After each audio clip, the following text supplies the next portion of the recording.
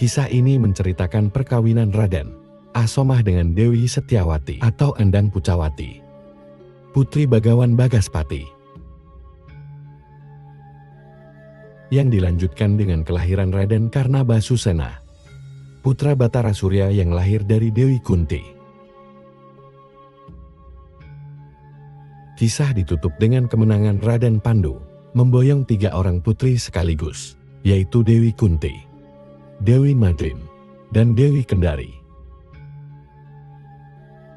Mereka bertiga kelak akan melahirkan para Pandawa dan Kurawa. Prabu Mantrapati mengusir Raden Narasoma. Prabu Mantrapati Rada Tenta atau Prabu Artayana di Kerajaan Mandraka sedang memimpin pertemuan. Dihadang putra mahkota Raden Arasolena serta para menteri dan punggawa, antara lain Peting Dahayana dan Arya Dahayata. Dalam pertemuan tersebut, Prabu Mandrapati mengutarakan niatnya untuk menyerahkan tahta kepada Raden Narasoma. Namun sebelum itu, Raden Narasoma harus menikah lebih dulu. Karena sudah menjadi tradisi bahwa seorang raja hendaknya memiliki permaisuri sebagai ketimbangan. Akan tetapi Raden Narasoma menolak permintaan ayahnya. Ia tidak ingin dijodohkan dengan sembarang perempuan. Karena cita-citanya adalah menikah dengan bidadari, atau sekurang-kurangnya putri seorang bidadari. Prabu Mantrapati marah melihat sikap angkuh Raden Arasemayang berkeinginan muluk-muluk. Ia pun mengusir putra sulungnya itu dan melarangnya pulang apabila tidak dapat mewujudkan keinginannya. Raden Arasoma bergegas pergi meninggalkan istana Mandraka. Pati Dahayana berusaha menyabarkan Prabu Mandrapati. Namun Prabu Mantrapati menjelaskan bahwa dirinya mengusir Raden Arasoma bukan karena benci, tetapi untuk memberikan pelajaran hidup kepada putranya itu. Setelah tiada yang perlu dibicarakan lagi, Prabu Mandrapati pun membubarkan pertemuan.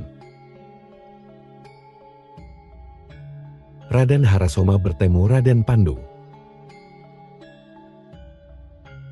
Raden Harasoma sudah berjalan jauh meninggalkan istana.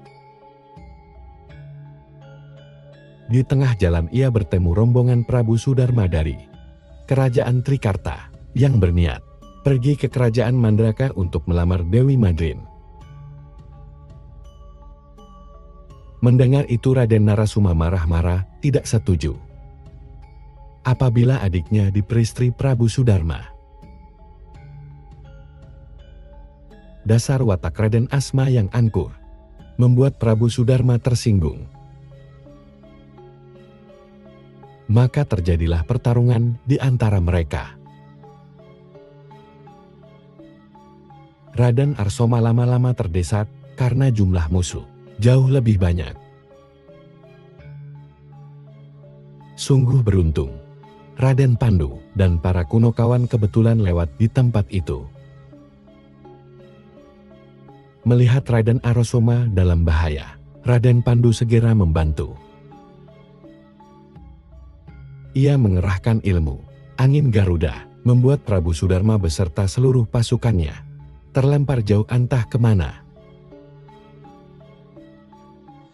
Raden Narasomat dan Raden Pandu sudah saling kenal sejak sama-sama mengunjungi kelahiran Raden Gandamana di kerajaan Pancala dulu. Raden Alasoma bercerita bahwa perselisihannya dengan Prabu Sudarma adalah karena ia tidak rela jika Raja Trikarta tersebut menjadi suami adiknya. Ia lebih suka jika Dewi Madrim menjadi istri Raden Pandu agar hubungan kekerabatan antar sesama keturunan Resi Malumanasa dapat lebih akrab. Raden Pandu mengaku tidak berani, karena ia belum mendapatkan perintah dari ayahnya, Prabu Krasna Dwipayana, untuk menikah. Dalam pertemuan kali ini Raden Narasomagaku melihat kesaktian Raden Pandu. Ia pun berniat untuk mencari guru yang bisa mengajarkan ilmu kesaktian tingkat tinggi kepadanya. Sebagai calon Raja Mandraka, tentunya ia sangat membutuhkan ilmu andalan demi melindungi negerinya. Raden Pandu mendukung niat Raden Narasoma tersebut. Ia bahkan mempersilahkan para penukawan untuk mendampingi Raden Narasoma selama berkelana mencari guru. Ia menjelaskan bahwa Kyai Semar bukan sekedar pengasuh, tetapi merupakan kakak ipar si Manumanasa yang memiliki pengalaman luas serta kebijaksanaan luar biasa. Sudah tentu nasihat-nasihatnya akan sangat berguna bagi Raden Narasoma. Raden Narasoma sangat berterima kasih. Ia pun berpamitan kepada Raden Pandu, kemudian berangkat bersama Kyai Semar, Nalagareng, Petruk dan Bagong mencari pengalaman hidup. Raden Narasulah bertemu R.C. Bagaspati. Dalam perjalanannya itu, Raden Narasoma dan para Punokawa berjumpa seorang pendeta raksasa berwajah menyeramkan. Pendeta raksasa itu bernama R.C. Bagaspati dari Padepokan Air Gobela, yang terlihat sangat gembira begitu mengetahui kalau pemuda yang ditemuinya bernama Raden Narasoma. Ia mengaku memiliki seorang putri yang tadi malam bermimpi menjadi istri pemuda tampan bernama Raden Narasoma. Oleh sebab itu, Resi Bagaspati pun mengajak Raden Narasoma pergi ke padepokannya untuk menikah dengan putrinya tersebut. Raden Narasoma ngiri melihat wujud Resi Bagaspati, sehingga langsung menolak ajakannya. Ia yakin anak perempuan seorang pendeta raksasa pasti berwajah buruk seperti ayahnya. Resi Bagaspati terpaksa menggunakan kekerasan untuk memaksa Raden Narasoma. Maka terjadilah pertarungan di antara mereka. Dengan mudah, Resi Bagaspati dapat meringkus Raden Narasoma dan membawanya pergi menuju padepokan Arogobela. Raden Narasoma berteriak-teriak meminta tolong kepada Kyai Semar dan anak-anaknya. Tetapi Kyai Semar justru menyarankan agar Raden Narasoma menurut saja, karena ia mendapat firasat bahwa pendeta raksasa inilah yang akan menjadi sarana baginya untuk mewujudkan cita-cita. Sesampainya di padepokan, Raden Narasoma sangat terkejut melihat anak perempuan Morsi Bagaspati ternyata berparas cantik jelita bernama Endang Pujawati. Seketika ia pun jatuh cinta kepada gadis tersebut. Namun sayangnya, ia sudah terlanjur bersumpah untuk tidak akan menikah, kecuali dengan bidadari atau anak seorang bidadari. Raden Narasoma menikah dengan Endang Pujawati. Resi Bagaspati pun bercerita kepada Raden Narasoma. Pada mulanya ia memiliki istri, seorang bidadari bernama Batari Budi Astirte. putri Batara Dharmasuti. Adapun Batara Dharmastuti adalah kakak tiri Batara Guru, yaitu sama-sama putra Sang Hyang Tunggal, tetapi beda ibu. Batara Dharmasuti lahir dari Dewi Darmani, sedangkan Batara Guru lahir dari Dewi Rakatawati. Dari perkawinan antara Resi Bagaspati dan Dewi Budiastuti tersebut, lahirlah Dewi Pujawati. Resi Bagaspati juga memiliki kakak bernama Prabu Bagaskara yang menjadi raja di Nusa Belah. Prabu Bagaskara ini menikah pula dengan bidadari bernama Batari Satap, putri Batara Siwa. Dari perkawinan itu, lahir seorang putri berparas raksasa bernama Dewi Tabayati. Setelah Batari Satapi dan Batari Budiastuti kembali ke kahyangan, Dewi Tapayati merengek minta dicarikan ibu baru. Prabu Bangka sekarang lalu bermimpi bertemu Dewi Tilaksmi, istri Prabu Gandabayu, Raja Pancala. Ia pun berangkat melamar wanita itu sebagai istri barunya. Namun ketika menyerang kerajaan Pancala, Prabu Bagaskara tewas di tangan Raden Gandamana, putra Prabu Gandabayu. Sedangkan Resi Bagaspati dikalahkan sekutu kerajaan Pancala yang bernama Prabu Mandrapati, Raja Mandraka. Resi Bagaspati lalu bertobat dan membangun pertapaan di Padepokan Argola.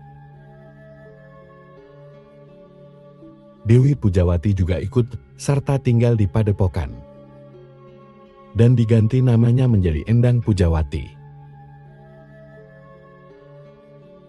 Adapun Dewi Tapayati menghilang entah kemana, sepertinya dibawa lari oleh Patih Kuradayaksa. Raden Marasuma teringat dirinya Mamang ikut mengunjungi kelahiran Raden Gandamana di kerajaan Pancala. Namun saat itu, ia tidak ikut berperan, sehingga tidak mengenal Orsi Bagaspati, yang kini berada di hadapannya. Setelah mendengar semuanya, Raden Marasuma pun bersedia menikahi Endang Pujawati yang merupakan putri seorang bidadari.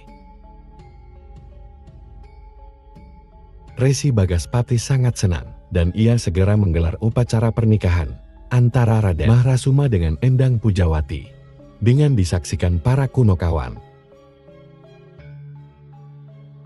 Resi Bagaspati meninggal dunia.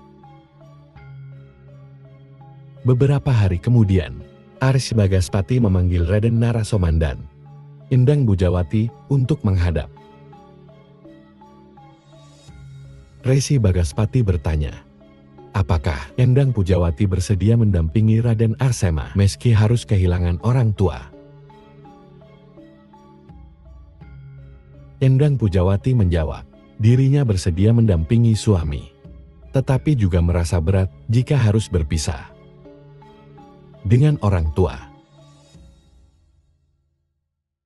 Resi Bagaspati menerima jawaban tersebut dan menyuruh Endang Pujawati untuk menunggu di luar. Resi Bagaspati lalu berbicara empat mata dengan Raden Narasuma. Ia meminta agar Raden Narasuma menjaga Endang Pujawati dengan sebaik-baiknya dan jangan pernah menyakiti putrinya itu. Raden Narasoma bersedia, dan ia pun bersumpah seumur hidup hanya memiliki seorang istri saja. Resi Bagaspatil lalu bercerita bahwa dirinya memiliki ilmu kesaktian bernama Aji Chandra Birawa yang akan diwariskan kepada Raden Arasoma. Dengan ilmu ini Raden Arasoma dapat mengeluarkan seorang raksasa kerdil ganas dari jarinya. yang jika dilukai, justru akan bertambah banyak jumlahnya. Raden Narasoma pernah mendapat cerita dari ayahnya tentang kedahsyatan ilmu ini, sehingga ia pun menyatakan bersedia menerimanya.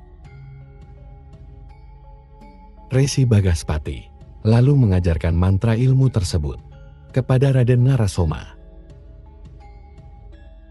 Mereka lalu bersama-sama mengheningkan cipta, dan Aji Canda Birawa pun berpindah dari dalam tubuh Resi Bagaspati ke dalam tubuh Raden Narasoma.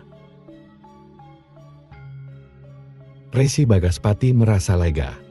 Ia menjelaskan bahwa sudah tiba saatnya ia meninggalkan dunia fana karena semua kewajibannya telah terpenuhi. Selama memiliki Aji Canda Birawa, Persib Bagaspati tidak akan bisa mati. Lalu menyerahkan sebilah garis kepada Raden Narasoma agar digunakan untuk menusuk sikunya. Karena hanya dengan cara demikian, Ars Bagasbatin bisa melepaskan nyawanya. Raden Narasoma menerima gadis tersebut, namun tidak tega menggunakannya untuk menusuk sang mertua. Resi Bagaspati memaksa Raden Narasoma melakukannya karena selama dirinya masih hidup, Endang Pujawati tidak akan mau meninggalkan padepokan Argabelah untuk tinggal di kerajaan Mandraga. Resi Bagaspati merasa dirinya hanya menjadi penghalang bagi kebahagiaan putrinya. Raden Narasoma tetap tidak tega. Ia justru mengajak sang mertua untuk bersama-sama tinggal di istana Mandraga. RC Bagaspati menolak ajakan tersebut. Ia pun menyerang Raden Narasoma untuk memaksa menantunya. Itu. Raden Narasoma terdesak dan seketika menusukkan keris di tangannya sambil memejamkan mata. Keris tersebut tepat menancap di siku Resi Bagaspati. Darah berwarna putih pun memancar keluar bersamaan dengan robohnya Resi Bagaspati, kehilangan nyawa. Endang Pujawati yang mendengar suara ribut segera masuk ke dalam. Ia sangat terkejut melihat sang ayah telah tewas di tangan suaminya. Raden Narasoma pun menceritakan semua kejadian apa adanya. Tidak lama kemudian, Taruhari si Bagaspati menampakkan diri di angkasa. Ia berterima kasih atas kesediaan Raden Narasoma menghantarkannya memasuki gerbang kematian. Ia juga berpesan agar Endang Megawati selalu patuh kepada sang suami. Raden Narasoma merasa berduka kehilangan mertua yang sangat ia hormati. Ia berharap kelak saat kematiannya tiba, semoga arwah Resi Bagaspati yang datang menjemputnya. Resi Bagaspati bersedia. Ia berpesan, kelak akan ada seorang raja berdarah putih yang menjadi penyebab kematian Raden Narasoma. Saat peristiwa itu terjadi, Resi Bagaspati akan datang menjemput Roha sang menantu tercinta. Setelah berkata demikian, arwah Resi Bagaspati pun musnah dari pandangan. Raden Narasoma lalu bertanya kepada Endang Pujawati, apakah masih mau menjadi istrinya setelah peristiwa ini? Endang Pujawati menjawab bersedia mendampingi Raden Narasoma seumur hidup. Karena sekarang ia tahu bahwa sang ayah meninggal atas kemauan sendiri, bukan karena dibunuh oleh suaminya. Raden Narasoma senang mendengarnya. Ia merasa bangga atas kesetiaan Endang Pujawati dan mengganti nama istrinya itu menjadi Dewi Setiawati. Prabu Mandrapati kembali mengusir Raden Narasoma. Raden Narasoma dan Dewi Setiawati telah pulang ke kerajaan Mandraga, sedangkan para Kunokawan pulang ke kerajaan Hastina. Prabu Mandrapati menyambut kedatangan putra dan menantunya itu dengan perasaan bahagia. Hubungan antara ayah dan anak tersebut menjadi baik kembali. Apalagi Raden Arasma telah berhasil mewujudkan sumpahnya, yaitu menikah dengan anak seorang bidadari. Akan tetapi, Prabu Mandrapati sangat marah begitu mengetahui Raden Narasoma telah membunuh Resi Bagaspati, mertuanya sendiri. Prabu Mandrapati menjelaskan bahwa Resi Bagaspati telah menjadi sahabatnya. Raden Narasoma pun dituduh sebagai anak durhaka dan diusir pergi dari istana Mandraga.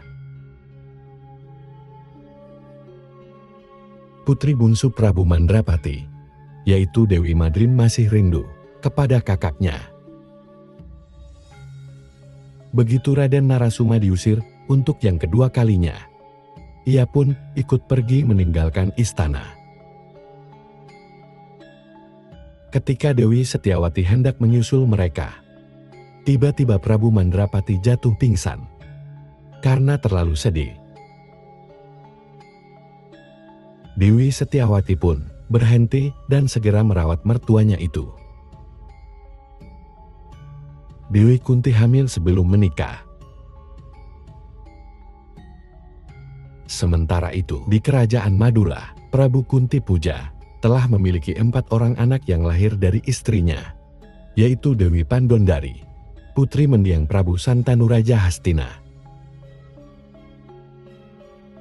Keempat anak tersebut bernama Raden Basudewa, Dewi Kunti Raden Rukma, dan Raden Mugrasena. Sang pangeran mahkota Raden Basudewa telah memiliki seorang istri bernama Dewi Mahira, tetapi belum dikaruniai putra. Sedangkan Dewi Kunti saat ini telah beranjak dewasa dan ia dilamar oleh banyak raja serta pangeran dari berbagai negeri. Prabu Kunti Puja memutuskan untuk mengadakan sayembara bili, yaitu biarlah Dewi Kunti sendiri yang menentukan pilihan dengan cara mengalungkan untayan bunga ke leher si pelamar yang ia kehendaki.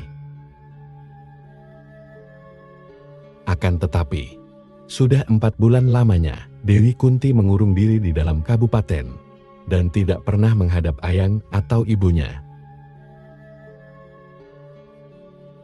Prabu Kunti Puja merasa curiga, jangan-jangan terjadi hal buruk pada putrinya itu. Maka ia pun mengutus Raden Basudewa untuk menengok dan memastikan keadaan Dewi Kunti di dalam kabupaten. Raden Basudewa segera berangkat memasuki Kaputran, di mana Dewi Kunti mengurung diri di dalam kamar. Raden Basudewa meminta izin masuk ke kamar, tetapi ditolak oleh Dewi Kunti dengan alasan dirinya sedang menjalani tapana bulan atas perintah gurunya yang bernama Rosi Druasa.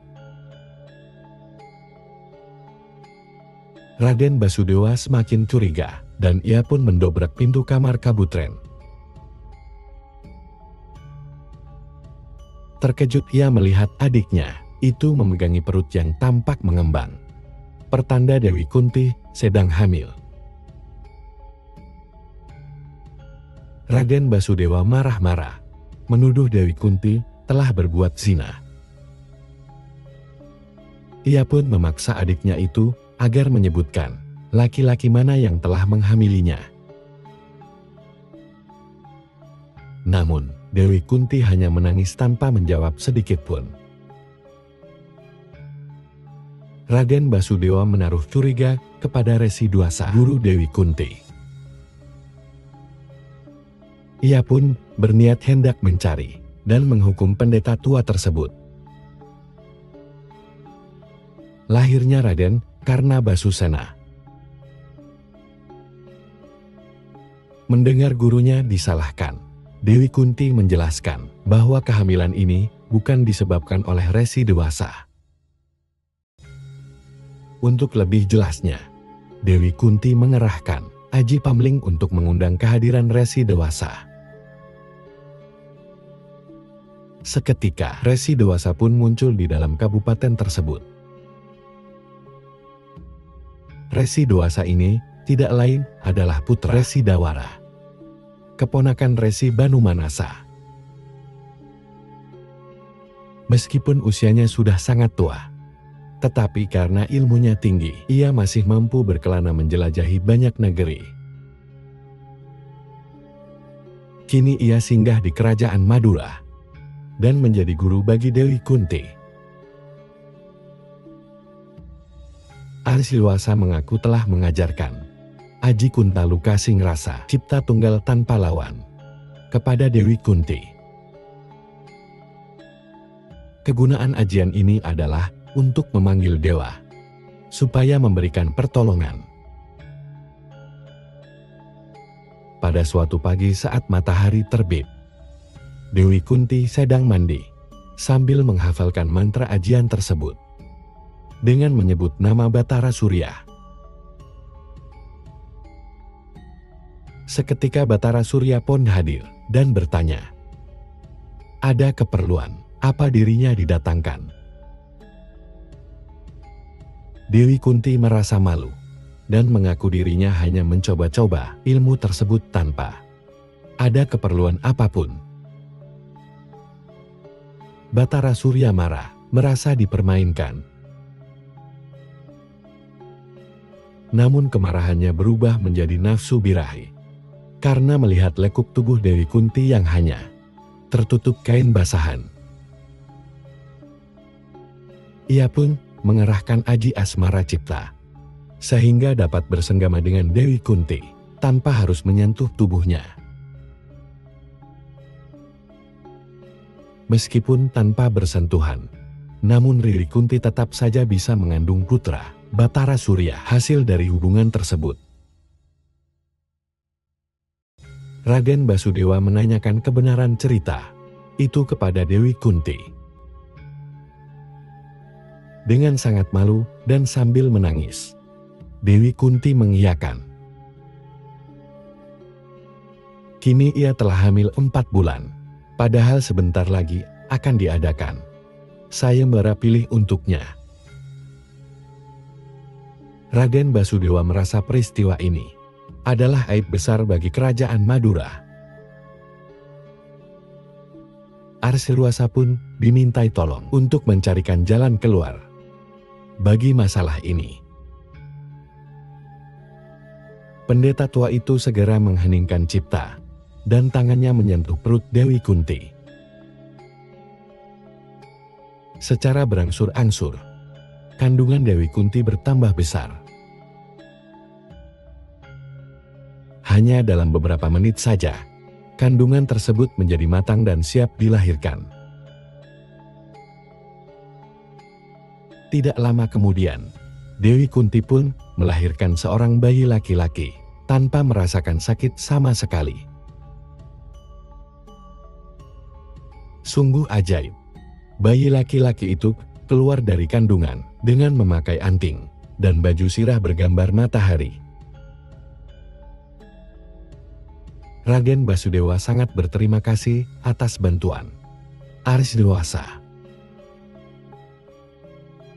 Demi untuk menyembunyikan aib yang telah dialami adiknya, Raden Basudewa bersedia menjadi ayah angkat bagi bayi tersebut, karena ia telah memiliki seorang istri. Raden Basudewa pun memberi nama bayi itu Raden Basusana. Dwi Kunti sebenarnya sangat sayang kepada putranya yang tampan itu. Namun demi menjaga nama bayi kerajaan Madura, maka ia pun merelakan bayinya diambil oleh Raden Basudewa. Sebagai kenang-kenangan, Dewi Kunti memberikan nama panggilan untuk bayinya, yaitu Raden Karna, yang bermakna telinga. Ini sebagai pengingat bahwa putranya itu sejak dilahirkan sudah memakai enting-enting di kedua telinganya. Presitruasa membawa bayi karena Basu Senar. Tiba-tiba Batara Surya turun dari kahyangan dan mendarat di dalam kabupaten tersebut. Ia meminta maaf kepada Raden Basudewa karena telah terbawa nafsu birahi dan membuat Dewi Kunti hamil di luar nikah. Dengan kesaktiannya, ia pun merawat Dewi Kunti sehingga kembali menjadi perawan seperti sedia kala. Mengenai bayi laki-laki hasil hubungan mereka itu, Batara Surya melarang Raden Basudewa untuk mengasuhnya sebagai anak angkat. Karena Basusena diramalkan kelak akan menjadi pahlawan besar apabila keluar dari kerajaan Madura. Mengenai enting-anting dan baju sirah yang dipakai si bayi adalah pusaka pemberiannya. Anting-anting tersebut bernama Surya Gundala. Sedangkan baju sirak yang melekat di dada si bayi bernama Surya Kawaca. Selama mengenakan kedua pusaka tersebut, tidak ada satupun senjata yang dapat melukai. Karena Basusena, Raden Basudewa dan Dewi Kunti mematuhi keputusan Dewata yang menghendaki agar bayi karena Basusena keluar dari wilayah kerajaan Madura. Dewi Kunti pun menangis berlinang air mata saat Batara Surya memerintahkan Resi Dwasa untuk membawa bayi tersebut. Batara Surya kemudian kembali ke kahyangan, sedangkan Resi terasa lenyap dari pandangan, meninggalkan kerajaan Madura. Resi Dwasa menyerahkan karena Basusena kepada Ki Adirata. Tersebutlah seorang usir kereta bernama Ki Adirata yang mengabdi di kerajaan Hastina. Ia tinggal di desa Peta Perhalaya bersama istrinya yang bernama Nyi Rada, Putri Rasiradi. Mereka sudah puluhan tahun menikah, tetapi belum juga dikaruniai anak. Setiap pagi, pasangan ini selalu berdoa di tepi sungai Jamona, namun belum juga membuahkan hasil. Hingga akhirnya, pagi itu, Resi Dwasa muncul dengan berjalan di atas sungai, sambil menggendong bayi laki-laki, menemui mereka berdua. Resi Dwasa menyerahkan bayi laki-laki itu kepada Ki Adirata dan Nyai Rada, serta menjelaskan bahwa bayi tersebut adalah putra Batara Surya sebagai jawaban atas doa mereka setiap pagi. Di Adirata dan Nyai Rada sangat bahagia dan merasa mendapatkan kehormatan luar biasa karena dipercaya untuk mengasuh putra seorang dewa. Setelah dirasa cukup, versi Dwasa pun lenyap dari pandangan. Ki Adirata dan Nyai Rada sangat bersyukur karena Dwasa telah mengabulkan doa mereka. Mereka pun berjanji akan selalu menyayangi bayi tersebut seperti anak kandung sendiri. Sungguh ajaib, tiba-tiba payudaranya Rada dapat mengeluarkan air susu yang langsung digunakannya untuk menyusui bayi tampan itu. Karena bayi laki-laki ini adalah putra Batara Surya, Maka Ki Adirata pun memberinya nama Surya Putra atau Surya Atmaja. Namun untuk sehari-harinya, bayi tersebut cukup dipanggil Rada saja supaya tidak terlalu mencolok. Nyai Rada setuju. Mereka berdua lalu pulang ke rumah dengan perasaan bahagia. Raden Narasoma memenangkan sayembara pilih. Hari itu Prabu Kunti Pujadi, Kerajaan Madura mengadakan sayembara pilih untuk Dewi Kunti. Sang putri berdiri di atas panggung sambil memegang kalung lontehan bunga, di mana satu persatu pelamar mendatanginya. Apabila Dewi Kunti diam saja, maka pelamar tersebut harus mundur dan digantikan pelamar lain untuk maju ke depan. Dewi Kunti sendiri, pikirannya sedang melayang membayangkan putranya, yaitu Karna Basusena yang kini entat ada di mana. Ia berdoa, semoga bisa mendapatkan suami yang berasal dari negeri yang sama dengan tempat di mana putranya itu berada.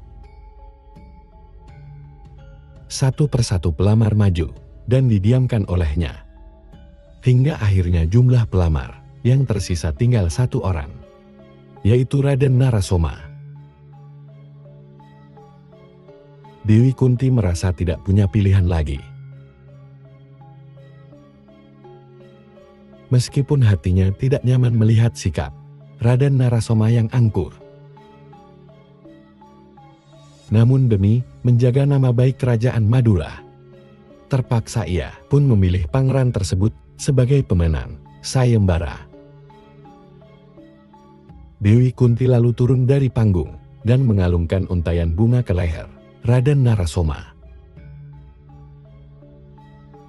Hal ini ternyata mengundang kemarahan para pelamar lainnya yang merasa disepelekan.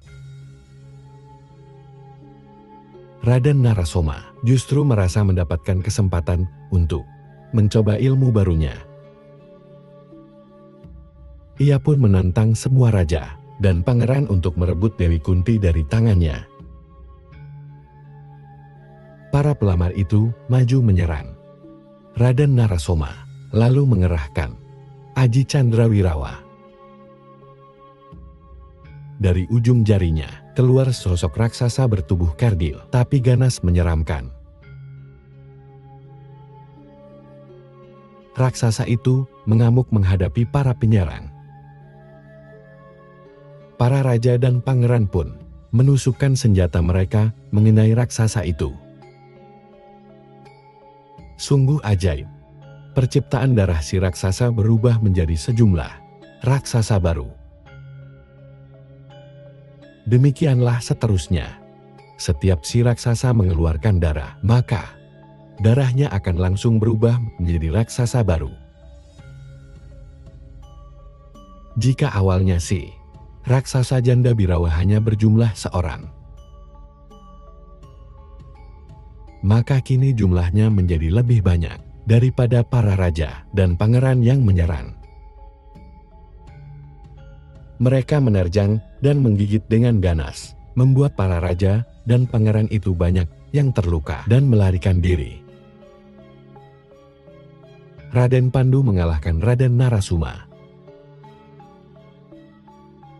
Pada saat itulah Raden Pandu dan para Punokawan datang ke Kerajaan Madura karena diutus Prabu Krasna Dwipayana untuk mengikuti sayembara.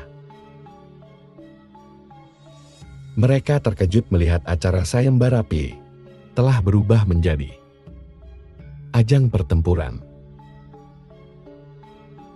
Raden Narasoma pun menantang Raden Pandu jika ingin ikut mengikuti sayembara, maka harus dapat merebut Dewi Kunti secara kesatria. Raden Pandu menolak dan merelakan Raden Narasoma sebagai pemenang.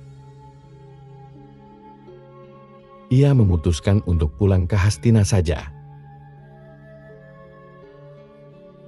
Raden Narasoma merasa disepelekan dan ia pun memerintahkan para raksasa Kandabirawa untuk menyerang Raden Pandu. Raden Pandu dengan lincah menghadapi serangan para raksasa kanas tersebut. Namun demikianlah, ia merasa terdesak karena para raksasa itu jumlahnya tambah banyak jika dilukai. Melihat itu, Kyai Semar memberikan nasihat supaya Raden Pandu meletakkan senjata dan mengheningkan cipta. Seperti nasihat Prabu Krasna Dwipayana kepada Prabu Mandrapati dulu saat berperang melawan Prabu Bakar sekarang. Raden Pandu menurut. Ia lalu membuang senjata dan duduk bersila mengheningkan cipta. Sungguh aneh. Dengan cara tidak melawan, justru jumlah para raksasa menjadi berkurang satu demi satu, hingga akhirnya tinggal seorang saja seperti sedia kala, yang kemudian masuk kembali ke dalam jari Raden Narasoma. Secepat kilat Raden Pandu melesat dan menangkap tubuh Raden Narasoma. Lalu mengerahkan Aji Pangrupak Jagat dan membenamkan tubuh lawannya itu di dalam tanah hingga sebatas dada. Raden Pandu mendapatkan 2 orang putri. Raden Narasoma mengaku kalah dan menyadari kesalahannya, telah berbuat sombong, merasa dirinya paling hebat. Raden Pandu lalu mengangkat tubuhnya kembali ke permukaan. Raden Narasoma pun menyerahkan Dewi Kun kepada Raden Pandu karena sejak awal dia tahu kalau sang putri memilihnya karena terpaksa, bukan tulus dari hati. Lagi pula Raden Narasoma telah memiliki istri bernama Dewi Sakti Rowi dan tidak ingin menduakannya. Ia datang ke Madura bukan untuk melamar Dewi Kunti, tetapi hanya untuk mencoba keampuhan Aji Candrawirawa saja. Dewi Kunti mendapatkan firasat, apabila ia menikah dengan Raden Pandu, maka ini akan menjadi sarana baginya untuk bisa bertemu karena Abah Susena. Maka ia pun memindahkan kalung kuntan bunga dari layar Raden Nareksoma ke layar Raden Pandu. Raden Marasuma teringat saat berkunjung ke Pancala dulu. Antara Raden Pandu dan Dewi Madrim telah terjalin perasaan saling menyukai. Kebetulan hari itu, Dewi Madrim juga ikut menyertainya. Ia pun menyerahkan adiknya itu kepada Raden Pandu supaya dijadikan sebagai istri kedua. Raden Pandu dengan senang hati menerimanya, sekaligus untuk mendekatkan kekeluargaan sesama keturunan Asimanu Manasa. Tiba-tiba datang Arya Tohayata dari kerajaan Mandrakayam, ditugasi Prabu Mandrapati untuk menjemput pulang Raden Narasoma.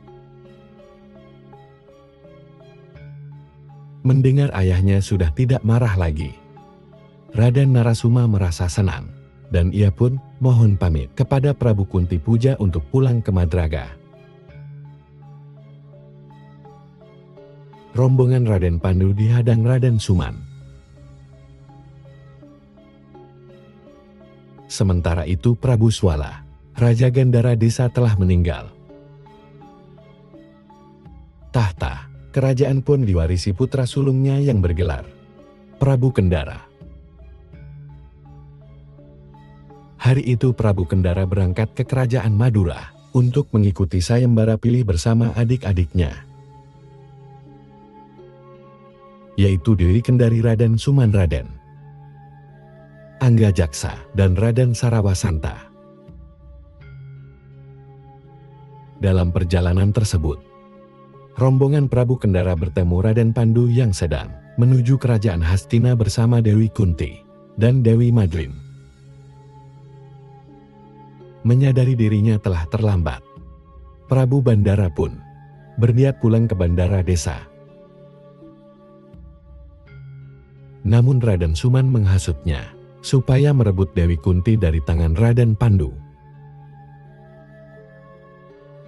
Prabu Kendara termakan hasutan adiknya, dan ia pun menantang Raden Pandu bertarung. Jika dirinya yang renang, maka Dewi Kunti akan diminta untuk diboyong ke bandara desa. Sebaliknya, jika Raden Pandu yang menang, maka Prabu Kendara akan menyerahkan adiknya yang bernama Dewi Kendari untuk diboyong ke kerajaan Hastina.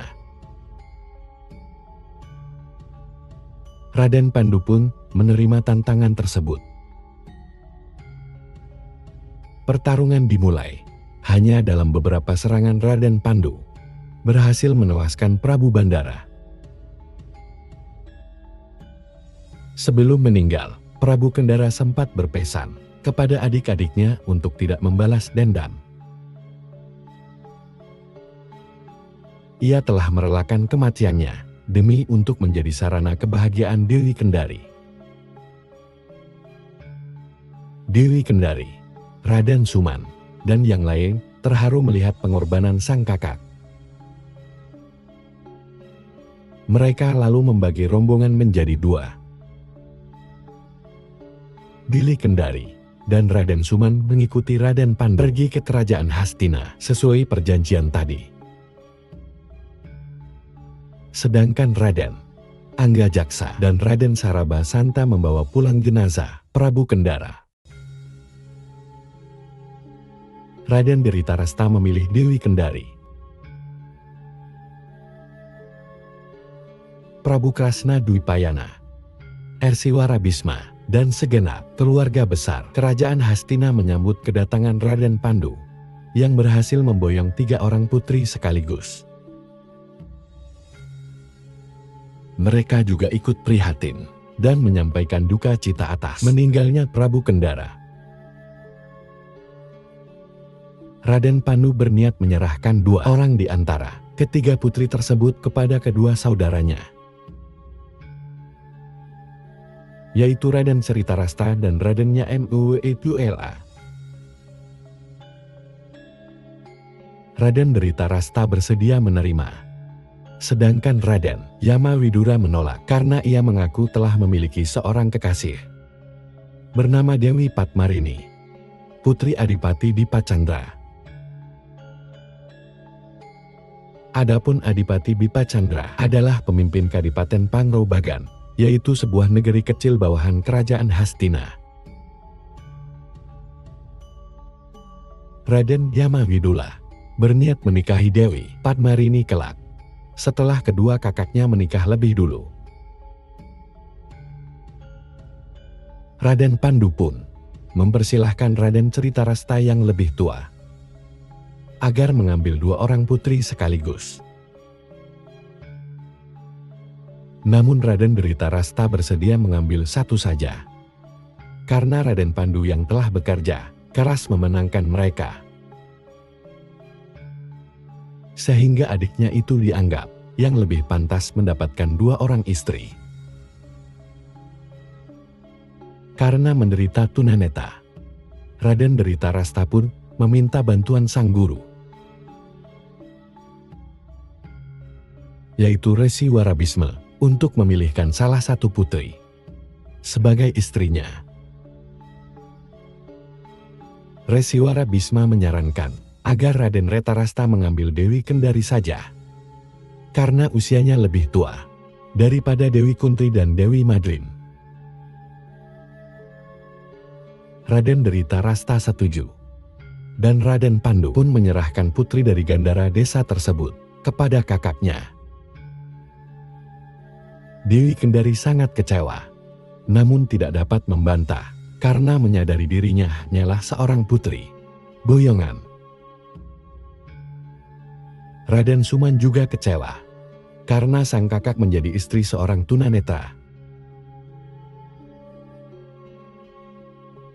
Namun ia berusaha menghibur diri Kendari bahwa Raden Ceritalastra adalah putra sulung Prabu Krasna Dwipayana. Kelak jika Prabu Bersenadipayana mengundurkan diri, dan kembali menjadi raisa biasa. Maka tahta kerajaan Hastina akan dipegang oleh Raden Tretarostra sebagai raja yang baru. Itu artinya, Dewi Kendari akan menjabat sebagai permaisuri kerajaan. Dewi Kendari merasa sedikit terhibur. Ia berharap ucapan adiknya itu dapat menjadi kenyataan. Setelah dirasa cukup, Raden Sumanput mohon pamit kembali ke kerajaan Gandhara Desa untuk menerima warisan tahta dari sang kakak sulung yang telah meninggal. Ia berjanji, meskipun sudah menjadi raja di sana, akan tetap sering-sering mengunjungi Dewi Kendari di kerajaan Hastina.